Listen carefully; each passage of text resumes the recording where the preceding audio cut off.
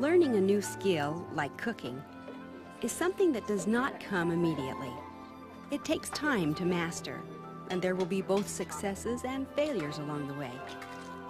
Although the food might be prepared much faster and taste better if someone more experienced were to do it, this does not help the student learn the skill.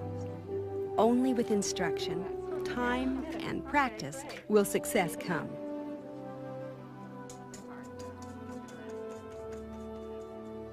Youth leadership is much like this.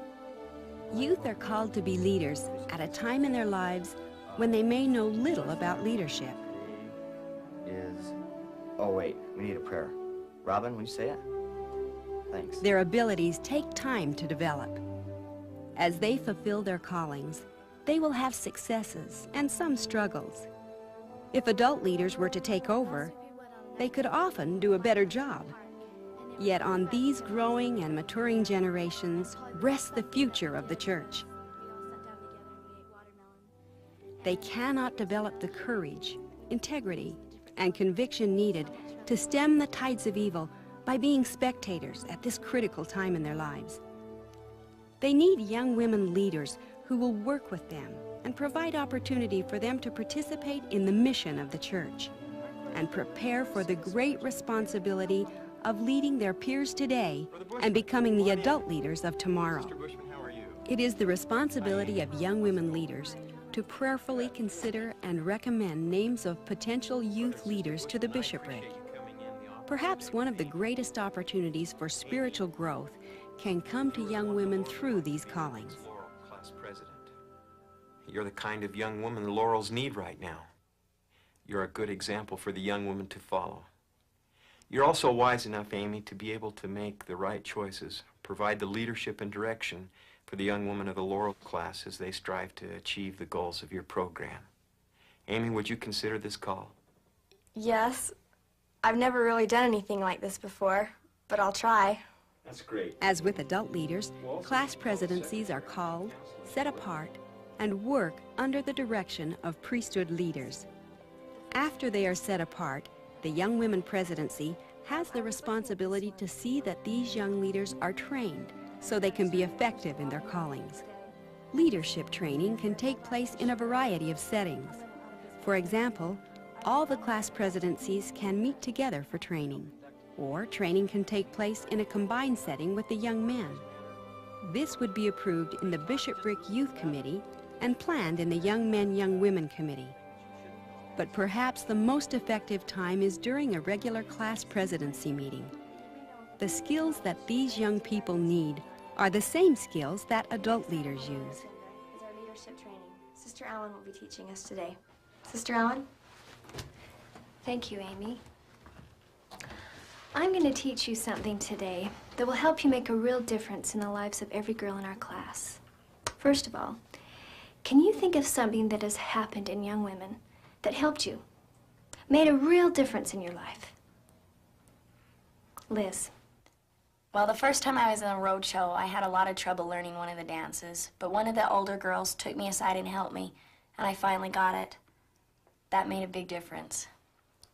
Heidi, how about you? It was the first time I came to class, and Sister Clausen was teaching us about the life of Christ. She bore her testimony, and he seemed so real to me.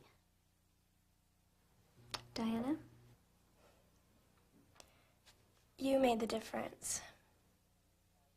When you showed me that you could love me no matter what I did, you made me want to be the kind of person that you knew I could be. Thank you, Diana. You know, you've just mentioned some very important things that touch people and change their lives.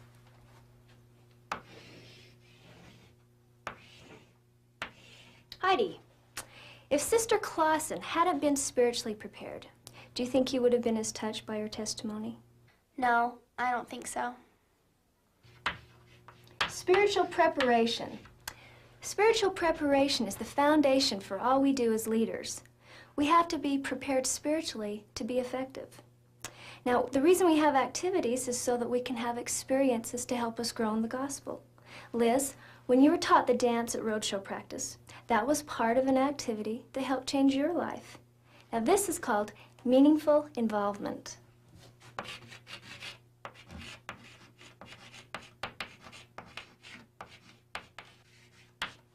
These are activities that are planned with a purpose, that can really make a difference in people's lives. We've been using planning with a purpose. Sister Jensen taught us how to do that. And you do it very well. Diana, why do you think I wouldn't give up on you, no matter what was going on in your life? Because you cared. Caring relationships.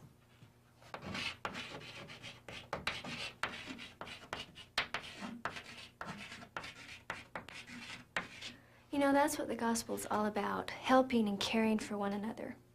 That's the way that Jesus Christ led us.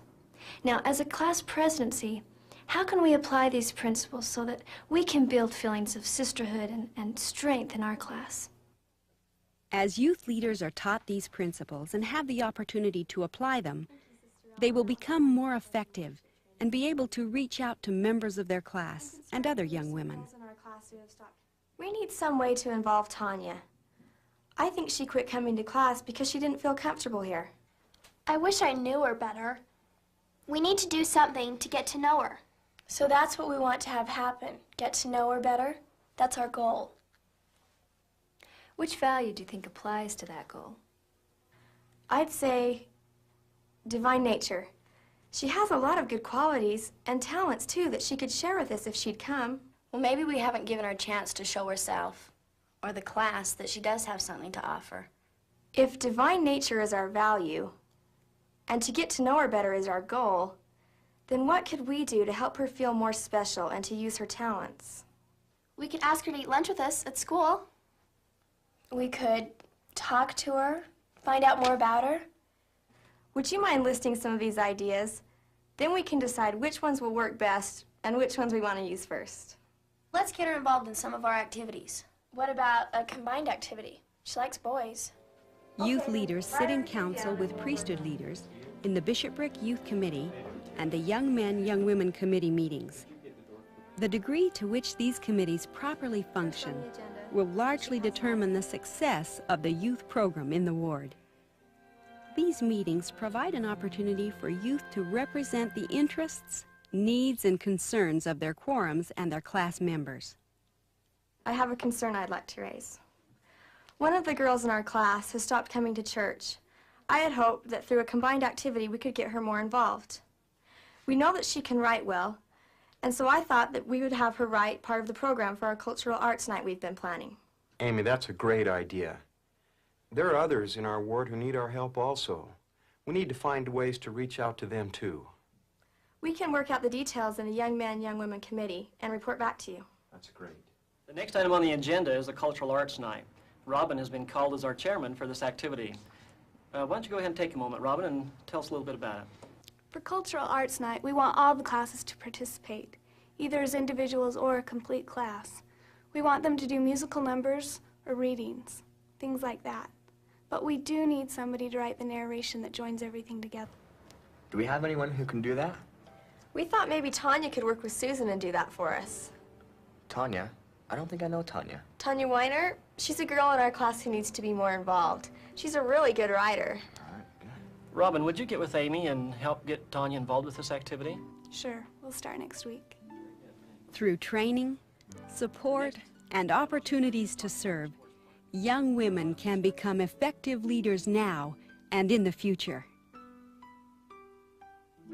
It's good to work with the girls in my presidency and learn how to delegate to them, and it's hard sometimes to not just do things all by yourself. If we listen to the Spirit, we can see some interesting things happen and some interesting developments with these girls.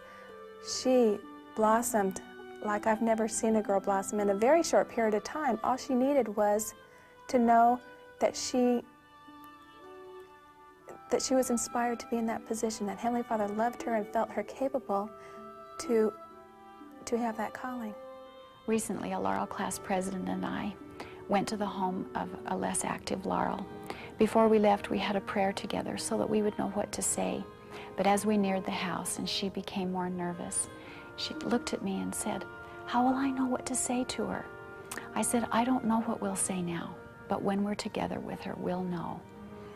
When the young woman began to talk and tell us her feelings, she said, I can't come back to church because no one will take me back. The Laurel class president then spontaneously and with great emotion reached forward and took hold of her hands and said, we'll take you back. We'll take you back. Her response was motivated by the Spirit. And it was allowed us, the three of us, to have a very tender experience with the Spirit. I know that she is a young shepherd of the flock. I know that the youth are capable of leadership responsibility. I do feel that that doesn't happen naturally. And so what I'm saying is, if we really want it to happen, if we really want our young people to be the leaders of this church tomorrow, then we have to take advantage of the structure that we have been given for many, many years of meetings and take out the opportunity to train them to be leaders.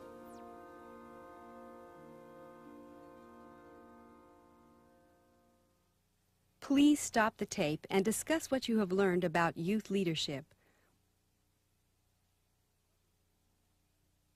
What does it mean to you? How will you apply it?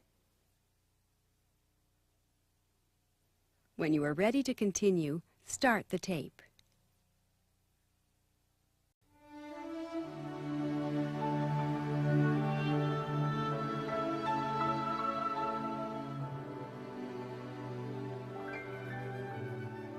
Learning a new skill, like cooking, is something that does not come immediately.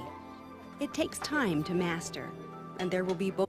They cannot develop the courage, integrity, and conviction needed to stem the tides of evil by being spectators at this critical time in their lives. They need young women leaders who will work with them and provide opportunity for them to participate in the mission of the church. Youth leadership is much like this. Youth are called to be leaders at a time in their lives when they may know little about leadership. Oh, wait, we need a prayer. Robin, will you say it? Thanks. Their abilities take both successes and failures along the way. Although the food might be prepared much faster and taste better if someone more experienced were to do it, this does not help the student learn the skill. Only with instruction, time, and practice will success come. Time to develop. As they fulfill their callings, they will have successes and some struggles. If adult leaders were to take over, they could often do a better job. Yet on these growing and maturing generations rests the future of the church.